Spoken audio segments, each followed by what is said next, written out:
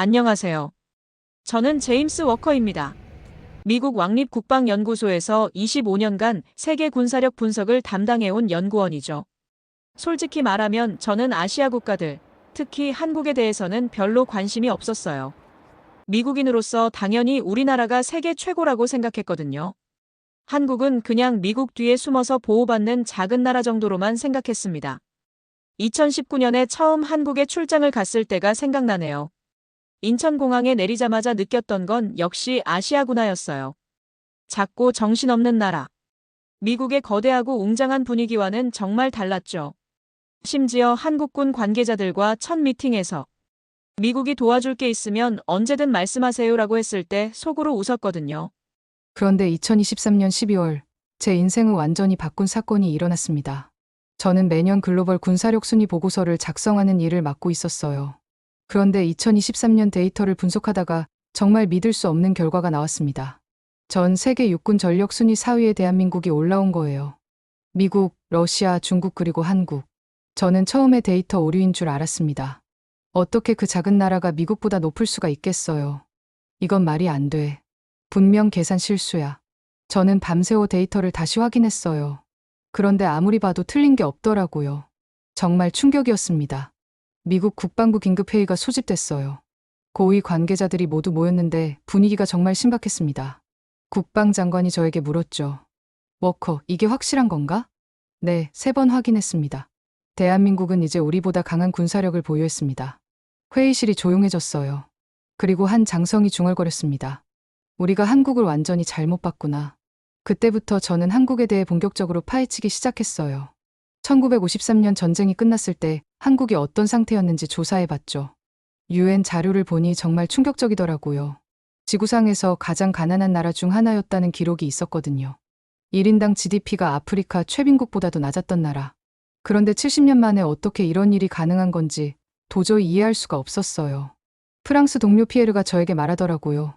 제임스, 이것은 기적이 아니라 괴물의 탄생이야. 일본 방위성에서 나온 내부 문서도 봤는데 거기에는 이런 말이 적혀 있었어요. 우리는 한국을 심각하게 과소평가했다. 그런데 정말 이상한 건 중국과 러시아 순이었어요.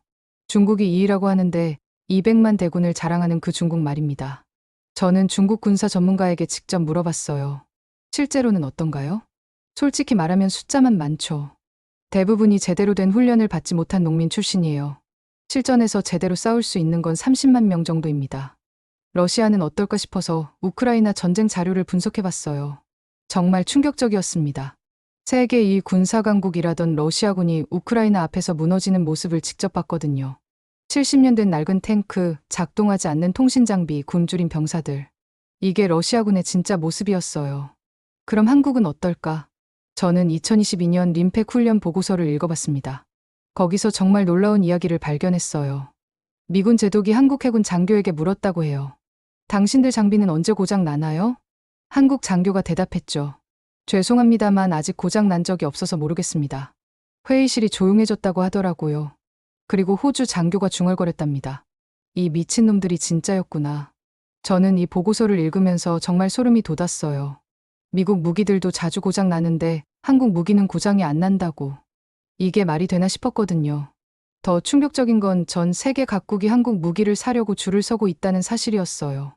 노르웨이는 K9 자주포 24대를 도입했고 호주는 AS-21 레드백 129대를 계약했습니다. 폴란드는 아예 대규모로 K 전차 980대, K9 자주포 672대를 계약했어요.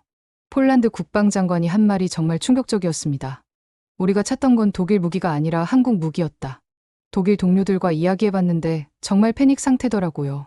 독일 라인메탈, 프랑스 넥스터 같은 회사들이 수백 년간 세계 무기 시장을 지배해왔는데 갑자기 한국에게 밀리기 시작한 거죠. 한 독일 개발자가 절망적으로 말하더라고요. 우리는 70년간 같은 기술만 우려먹었는데 한국은 매년 새로운 괴물을 만들어낸다. 그때 저는 정말 충격을 받았어요. 미국이 자랑하던 군사 기술력이 한국에 비해 뒤떨어진다는 사실을 인정해야 했거든요. 면적으로는 세계 109위, 인구로는 28위인 그 작은 나라가 70년 만에 폐허해서 세계 4대 군사강국으로 올라섰다니. 저는 그날 밤 정말 잠을 이룰 수가 없었어요. 도대체 어떻게 김치 먹는 과학자들이 세계 최강의 무기들을 만들어낸 건지 너무 궁금했거든요. 그 충격적인 발견 이후 저는 평상시와 똑같은 일상을 보내야 했어요. 매일 아침 7시에 일어나서 런던 지하철을 타고 출근하고 사무실에서 각국 군사력 데이터를 정리하는 일. 25년간 해온 똑같은 루틴이었죠. 하지만 뭔가 달랐습니다. 예전에는 미국이 세계 최고라는 확신이 있었거든요. 그런데 이제는 모든 게 의심스러워졌어요. 정말 우리가 최고일까? 혹시 우리가 놓친 게 있는 건 아닐까? 동료들과 점심을 먹을 때도 마찬가지였어요. 독일에서 온 한스가 말하더라고요. 제임스, 요즘 왜 그렇게 우울해 보여? 혹시 무슨 일 있어? 아니야, 그냥 생각이 좀 많아서. 사실 저는 점점 화가 나고 있었어요. 25년간 군사 전문가라고 자부해왔는데 한국에 대해서는 아무것도 몰랐던 거잖아요. 그동안 제가 뭘 한 건지 회의감이 들었습니다. 더 화가 나는 건 상사들의 반응이었어요. 부국장이 저에게 말하더라고요. 워커, 한국 데이터는 그냥 조용히 넘어가자. 굳이 외부에 알릴 필요 없어. 왜요? 사실인데요. 미국 군사산업에 타격이 갈 수 있잖아. 이해해줘. 그 순간 정말 배신감이 들었어요. 진실보다 체면이 우선인 거죠. 25년간 제가 믿어온 조직이 이런 곳이었나 싶어서 정말 실망스러웠습니다. 집에 돌아와서도 마음이 편하지 않았어요. 아내 엘리자베스에게 말했죠. 여보, 나는 지금까지 뭘 한 것 같아? 갑자기 왜 그래? 당신은 최고의 전문가잖아. 한국이라는 나라에 대해 25년간 완전히 틀렸던 사람이 무슨 전문가야. 그날 밤 저는 잠을 이룰 수가 없었어요. 내 전문성에 대한 자신감이 완전히 무너진 느낌이었거든요. 그동안 얼마나 오만했던 건지 깨달았습니다. 그러던 어느 날 정말 우연한 기회가 찾아왔어요. 사무실에서 한국 관련 자료를 정리하다가 현무 미사일에 대한 보고서를 발견한 거예요. 처음에는 그냥 지나칠 뻔했는데 제목이 눈에 띄더라고요. 세계 최강 미사일, 한국이 독자 개발. 정말 믿을 수 없었어요. 미국이나 러시아도 아닌 한국이 세계 최강 미사일을 만들었다고. 저는 그 보고서를 읽기 시작했습니다. 더 놀라운 건 K 흑표 전차와 K9 자주포에 대한 자료였어요. 미국도 러시아도 도와주지 않았는데 한국이 혼자서 이런 무기들을 만들어냈다는 거죠. 저는 정말 궁금해졌어요. 도대체 한국인들에게는 뭔가 특별한 게 있는 건가? 그래서 한국 문화에 대해서도 찾아보기 시작했습니다. 치킨을 먹을 때 뼈까지 완벽하게 발라먹는 정밀함. 게임에서 보여주는 놀라운 손기술. 반도체 같은 첨단 기술을 만드는 천재적 두뇌. 이 모든 게 한국인들의 특징이더라고요. 아, 이래서 한국이 이런 무기들을 만들 수 있었구나. 저는 그때 깨달았어요. 한국인들의 DNA에는 정말 뭔가 특별한 게 있다는 걸 말이죠. 폐허 속에서 혼자 일어선 민족의 저력 같은 게 있는 거 아닐까요? 동료 피에르가 저에게 말하더라고요. 제임스, 한국에 대해 너무 관심이 많아진 것 같은데. 응, 정말 신기한 나라야. 우리가 지금까지 완전히 무시했던 것 같아. 그날부터 저는 한국에 대해 본격적으로 공부하기 시작했어요. 김치 먹는 과학자들이 어떻게 세계 최강의 무기들을 만들어냈는지 정말 궁금했거든요. 그렇게 한국에 대한 관심이 커져가던 어느 날, 제 인생을 완전히 뒤바꾼 사건이 터졌습니다. 2024년 3월, 미국 군사산업 최대 위기가 찾아온 거예요. BAE 시스템즈가 노르웨이 자주포 계약에서 완전히 밀려난 거죠. 25년간 한 번도 져본 적 없던 미국이 한국 K9 자주포에게 참패를 당한 겁니다. 그날 아침 출근하자마자 사무실이 완전히 난리가 났어요. 부국장이 저를 급하게 불렀습니다.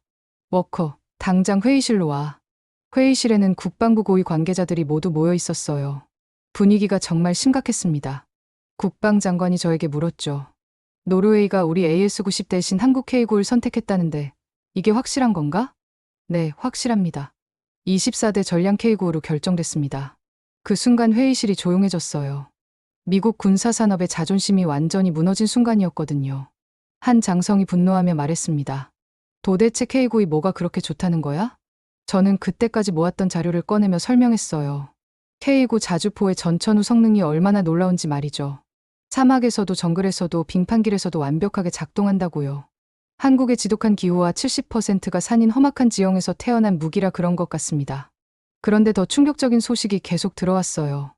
호주도 미국 무기 대신 한국 AS-21 레드백을 선택했다는 거였죠. 129대나 되는 대규모 계약이었습니다. 제 동료 데이비드가 절망적으로 말하더라고요. 제임스, 이제 정말 끝난 것 같아. 우리가 뭘 잘못한 걸까? 저는 그때 정말 가슴이 아팠어요. 함께 일해온 동료들이 이렇게 절망하는 모습을 보니 말이죠. 하지만 동시에 한국의 기술력이 얼마나 대단한지도 깨달았습니다. 집에 돌아와서 아내 엘리자베스에게 말했어요. 여보, 우리 회사가 큰일 났어. 한국에게 완전히 밀렸다고. 한국이라고? 그 작은 나라가? 응, 그 작은 나라가 우리를 완전히 압도해버렸어. 아내도 믿을 수 없다는 표정이었어요. 미국이 한국에게 질 수 있다는 건 상상도 못했던 거죠. 더 절망적인 소식은 며칠 후에 들려왔습니다. 폴란드가 역사상 최대 규모의 무기 계약을 발표한 거예요. K 전차 980대, K고 자주포 672대, 총 1652대나 되는 엄청난 규모였습니다. 폴란드 국방장관이 기자회견에서 한 말이 정말 충격적이었어요. 우리가 찾던 건 독일 무기가 아니라 한국 무기였습니다. K고는 고장이 안 나요. 지구 어디서든 말이죠. 그날 저는 정말 현실을 받아들일 수가 없었어요. 독일 라인메탈, 프랑스 넥스터까지 모두 한국에게 밀린 거잖아요. 수백 년간 세계 무기 시장을 지배해온 유럽이 한국이라는 작은 나라에게 완전히 패배한 겁니다. 회사 분위기는 정말 최악이었어요. 연구개발팀 팀장이 사표를 냈고 몇몇 동료들도 절망하며 다른 회사를 알아보기 시작했습니다. 25년간 쌓아온 미국 군사산업의 명성이 하루아침에 무너졌어. 저는 그때 정말 충격을 받았어요. 미국이 자랑하던 군사 기술이 이렇게 허약했다니. 우리는 70년간 같은 기술만 우려먹고 있었는데 한국은 매년 새로운 괴물들을 만들어내고 있었던 거죠. 한 독일 동료가 절망적으로 말하더라고요. 제임스, 이제 우리는 어떻게 해야 할까? 한국을 따라잡을 수 있을까? 저도 답을 할 수가 없었어요. 한국의 지독한 기후와 험악한 지형이 만들어낸 불사조 같은 무기들을 어떻게 따라잡겠어요. K고는 정말 고장이라는 단어 자체가 없는 무기였거든요. 그날 밤 저는 정말 많은 생각을 했습니다. 지금까지 우리가 얼마나 안일했는지, 한국을 얼마나 무시했는지 깨달았어요. 그 충격적인 패배 이후 저는 필사적으로 미국의 명예를 되찾으려고 노력했습니다. 하지만 현실은 더욱 절망적이었어요. 미국의 도움을 요청해봤지만 소용없었습니다. 미군 관계자가 저에게 말하더라고요. 제임스, 솔직히 말하면 우리도 한국 기술을 따라가기 힘들어요. 특히 잠수함 분야에서는 말이죠. 정말 믿을 수 없는 말이었어요. 세계 최강 미군도 한국을 따라가기 힘들다니. 저는 그때 처음으로 절망감을 느꼈습니다. 독일 동료 한스에게도 전화를 걸어봤어요. 한스, 우리가 힘을 합쳐서 한국에 대응해보자. 제임스, 그게 쉽다고 생각해? 우리는 이미 졌어. 완전히 말이야. 한스의 목소리에는 포기와 절망이 가득했어요. 독일 라인메탈도 한국 앞에서는 속수무책이었던 거죠. 집에 돌아와서 25년간 모아온 자료들을 다시 봤습니다. 미국이 자랑하던 군사 기술들, 그동안 세계 최고라고 믿어왔던 것들. 그런데 이제 보니 모든 게 낡고 시대에 뒤떨어진 것들이었어요. 내가 지금까지 뭘 한 거지? 아내 엘리자베스와 저를 걱정하며 말했어요. 당신, 요즘 너무 우울해 보여. 혹시 우울증 아니야? 여보, 내 인생이 통째로 거짓말이었던 것 같아. 25년간 전문가라고 자부했는데 실제로는 아무것도 몰랐던 거야. 정말 무력감이 들었어요. 60살이 다 되어서 내 모든 지식과 경험이 쓸모없다는 걸 깨달았거든요. 젊은 시절부터 쌓아온 모든 것들이 한순간에 무너지는 느낌이었습니다. 더 충격적인 소식은 한국의 도산 안창호급 잠수함에 관한 정보였어요. 핵추진 잠수함을 만들 수 없으니까 아예 디젤 잠수함의 한계를 극복해버린 거예요. 이건 말이 안 돼. 디젤로 어떻게 이런 성능이 나올 수 있지? 저는 밤새워 자료를 분석해봤지만 도저히 이해할 수가 없었어요.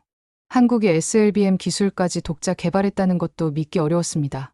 그 누구도 알려주지 않았는데 스스로 해낸 거잖아요. 회사에서도 분위기가 최악이었어요. CEO가 전 직원 회의를 소집했는데 정말 절망적이었습니다. 여러분, 솔직히 말하겠습니다. 우리는 한국에게 완전히 밀렸어요. 앞으로 어떻게 해야 할지 모르겠습니다. 25년간 함께 일해온 동료들이 하나둘 회사를 떠나기 시작했어요. 연구개발팀장 로버트가 저에게 말했죠. 제임스, 나는 이제 포기했어. 한국을 이길 수는 없을 것 같아. 저도 그때 정말 포기하고 싶었어요. 미국 왕립 국방연구소라는 자부심, 서구 군사기술의 우월성에 대한 믿음, 그 모든 것들이 산산조각 났거든요. 프랑스 동료 피에르도 절망적이었어요. 제임스, 우리 유럽은 이제 끝난 것 같아. 한국이라는 괴물 앞에서는 속수무책이야. 그날 밤 저는 정말 많은 생각을 했습니다. 60년 가까이 살아오면서 믿어왔던 모든 가치들이 흔들리는 느낌이었어요. 서구가 최고라고, 미국이 최고라고 믿었는데 그게 모두 착각이었던 거죠. 더 절망적인 건 한국의 기술 발전 속도였어요. 우리는 70년간 같은 기술만 조금씩 개선해왔는데 한국은 매년 완전히 새로운 차원의 무기들을 만들어내고 있었거든요. 우리가 핵잠 없어도 디젤로 끝판왕이 되겠다고 선언한 거야. 정말 인간 기술의 끝을 보여주는 작품이었어요. 저는 그때 깨달았습니다. 우리는 이미 경쟁에서 완전히 탈락했다는 걸 말이죠.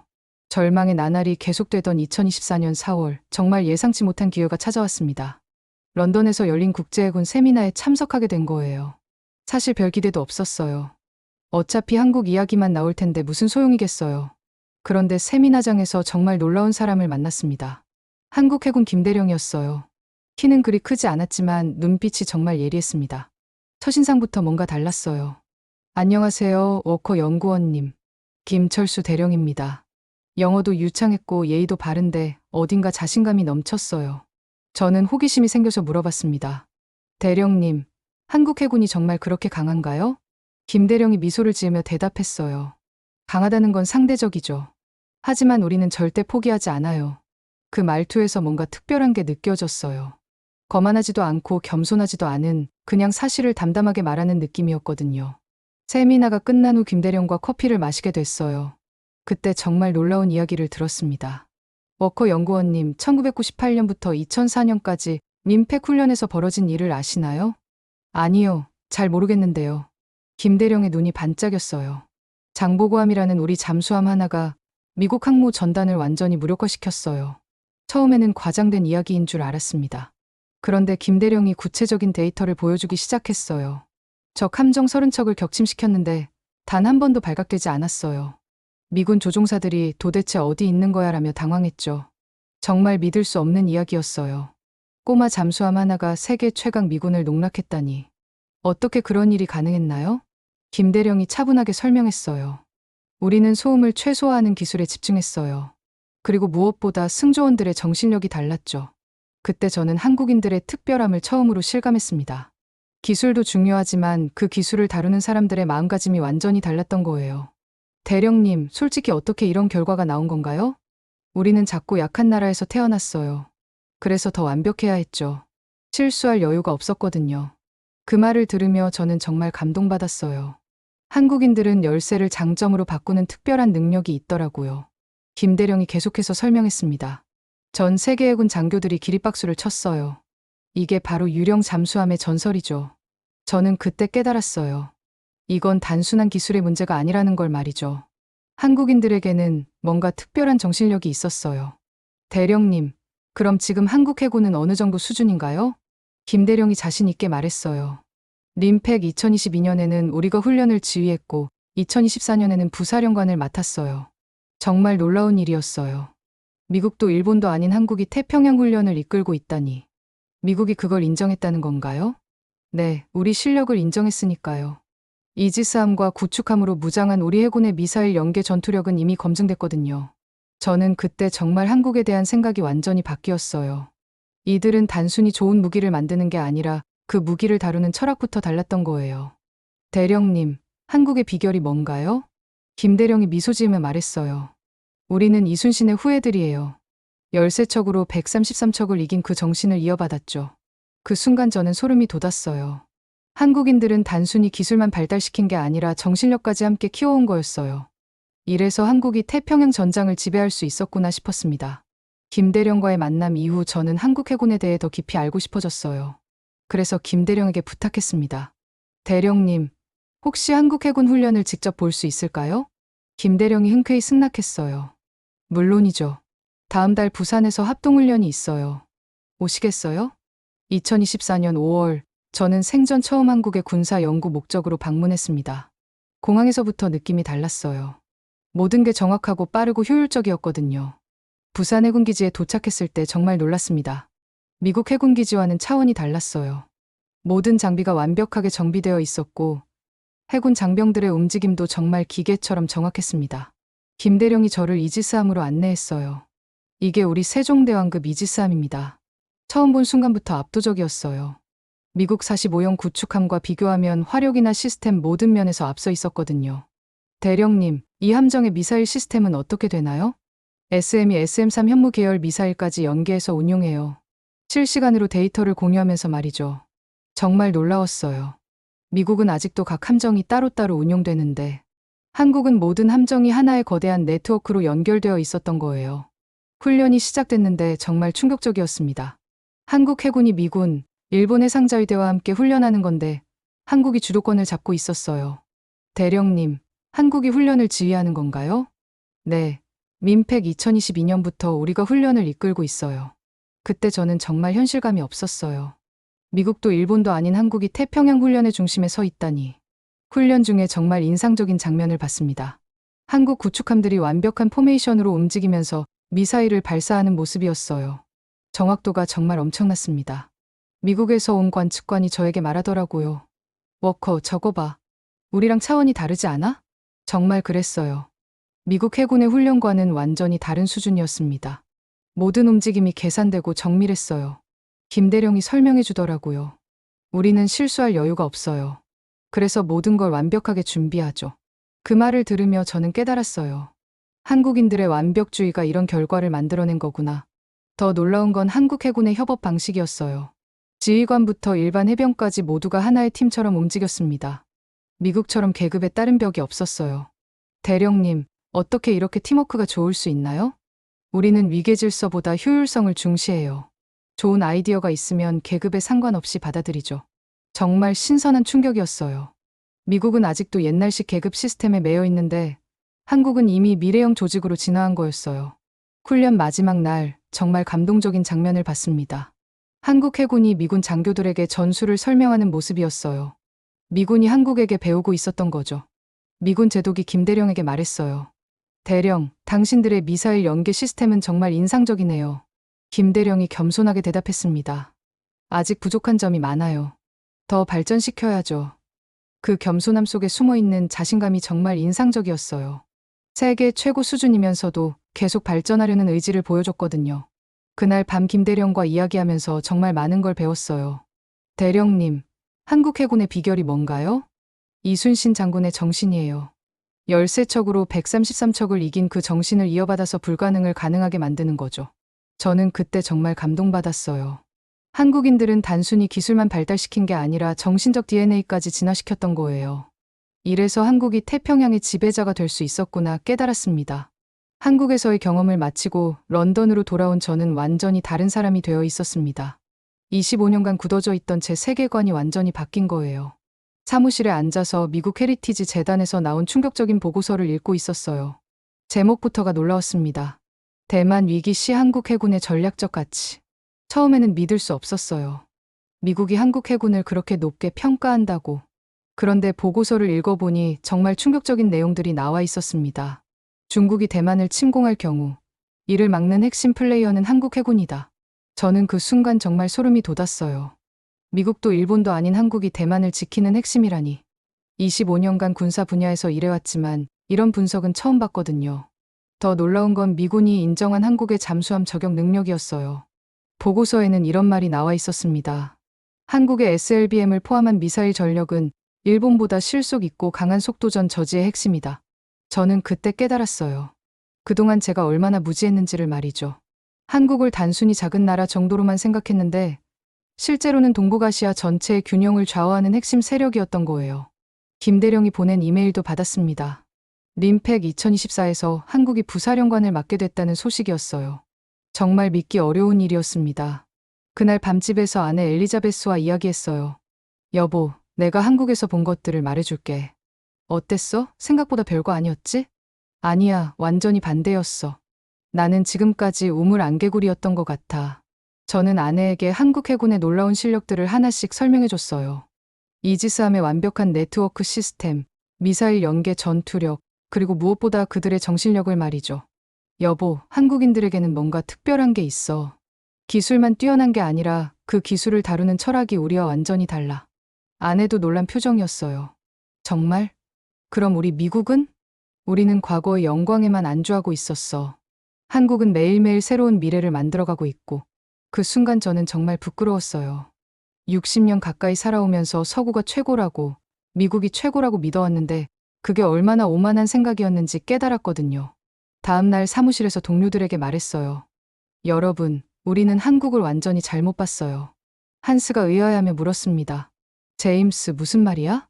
한국은 단순히 기술만 뛰어난 게 아니에요. 그들에게는 우리가 잃어버린 뭔가가 있어요. 뭔데? 겸손함과 끊임없는 발전 의지죠. 세계 최고 수준이면서도 계속 배우려고 하고 더 나아지려고 해요. 그때 저는 김대령이 했던 말이 생각났어요. 아직 부족한 점이 많아요. 더 발전시켜야죠.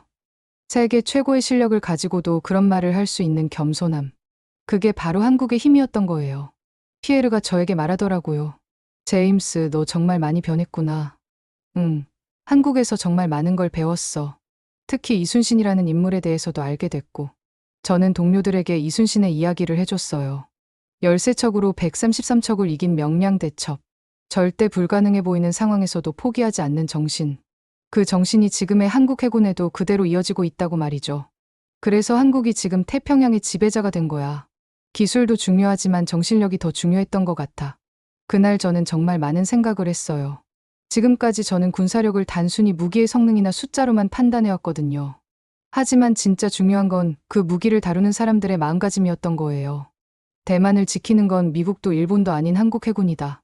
그 충격적인 진실을 받아들이는데 시간이 걸렸지만 이제는 확신이 들었습니다. 그 충격적인 깨달음 이후 6개월이 흘렀습니다. 저는 완전히 새로운 사람이 되어 있었어요. 2024년 11월, 저는 미국 국방부에서 특별 발표를 하게 됐습니다. 제목은 한국 군사력의 실체와 우리가 배워야 할 점들이었어요. 발표장에는 미국 국방부 고위 관계자들과 유럽 각국 대표들이 모여 있었습니다. 저는 떨리는 마음으로 발표를 시작했어요. 여러분, 저는 오늘 여러분께 충격적인 사실을 말씀드리려고 합니다. 대한민국은 이미 전 분야에서 세계 최고 수준에 올라섰습니다. 회의실이 조용해졌어요. 모두가 믿을 수 없다는 표정이었죠. 육군은 세계 4위, 해군은 이미 태평양의 지배자, 그리고 공군도 KF-21 완성 단계에 접어들었습니다. 독일 대표가 저에게 물었어요. 워커 박사, 정말 확신하는 건가요? 네, 제가 직접 확인했습니다. 한국의 기술력과 정신력은 우리가 상상하는 것보다 훨씬 앞서 있어요. 그때 저는 한국에서 경험했던 모든 것들을 생생하게 설명했습니다. K9 자주포의 완벽한 신뢰성, 장보고함의 유령 같은 작전 능력, 그리고 무엇보다 한국인들의 끊임없는 도전 정신을 말이죠. 프랑스 대표가 절망적으로 말했어요. 그럼 우리는 어떻게 해야 하나요? 배워야 합니다. 한국의 방식을 말이에요. 저는 그때 김대령이 했던 말을 인용했어요. 한국인들은 말합니다. 우리는 작고 약한 나라에서 태어났기 때문에 더 완벽해야 했다고. 그 정신이 지금의 기적을 만들어낸 거예요. 회의가 끝난 후 많은 사람들이 저에게 다가왔어요. 모두가 한국에 대해 더 알고 싶어 했습니다. 워커 박사, 한국 방문 프로그램을 만들 수 있을까요? 물론입니다. 하지만 편견을 버리고 가셔야 해요. 그날부터 저는 한국과 유럽을 잇는 다리 역할을 하게 됐어요. 매달 유럽 각국 군사 관계자들을 한국으로 안내하는 일을 맡았습니다. 놀라운 건 그들이 한국에서 돌아온 후의 변화였어요. 모두가 저와 같은 충격을 받고 돌아왔거든요. 노르웨이 국방장관이 저에게 말했어요. 워커 박사 말이 맞았습니다. 한국은 정말 다른 차원이네요. 독일 라인메탈 CEO도 저를 찾아왔어요. 워커 박사, 우리가 한국과 협력할 방법이 있을까요? 있습니다. 하지만 우리가 가르쳐주겠다는 오만한 생각은 버리셔야 해요. 우리가 배우는 입장이거든요. 지금은 유럽 전체가 한국을 주목하고 있어요. 폴란드에 이어 체코, 루마니아까지 한국 무기 도입을 검토하고 있습니다. 김대령과도 계속 연락하고 있어요. 얼마 전 그가 보낸 메시지가 정말 인상적이었습니다. 워커 박사님, 한국에는 이제 마지막 희망이 하나 남았어요. 핵 추진 잠수함입니다. 저는 그 메시지를 읽으며 소름이 돋았어요. 기술은 이미 준비되어 있고 미국의 승인만 남았다는 거였거든요. 아내 엘리자베스가 저에게 말했어요. 당신, 정말 많이 변했어.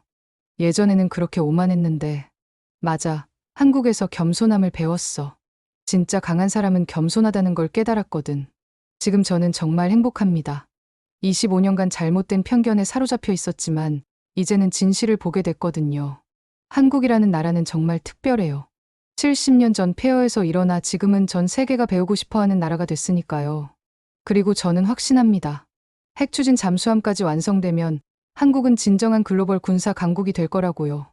아니, 이미 그렇게 됐는지도 모르겠어요. 이순신의 후예들이 만들어가는 새로운 전설. 저는 그 역사적 순간의 증인이 된 것 같아서 정말 영광스럽습니다. 한국 정말 대단한 나라예요.